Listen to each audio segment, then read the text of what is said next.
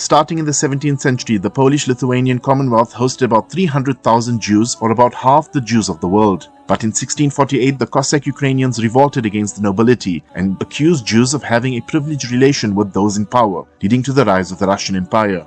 In the early 1800s, the Jewish community was targeted in attacks called pogroms, forcing Jews to emigrate to the US and Western Europe from around the late 1860s. It is in this context that the first Zionist Congress is held in Basel in 1897, contemplating the founding of a new homeland for the Jewish people in Palestine. A few years later, in 1914, the First World War broke out. In 1917, then British Minister of Home Affairs Arthur Balfour wrote an open letter promising the Zionists a homeland in Palestine in return for Jewish support, at the same time promising Arab sovereignty and independence for their rebellion against the Ottoman Empire.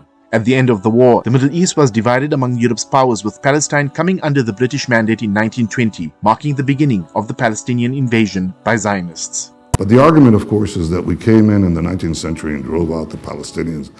I don't say that there weren't Palestinians there. I'm saying that there weren't many. In fact, what happened is this. There were Arabs there, but the Jews came, including my great-grandfather, in the late 19th century.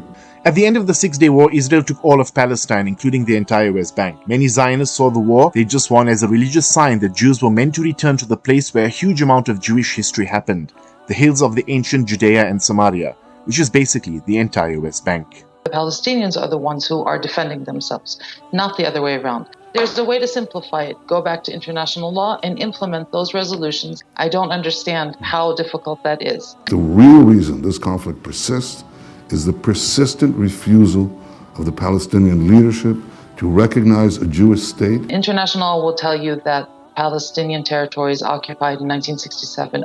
They're occupied and Israel must withdraw from them. Liaquat Tobias for CII Radio News.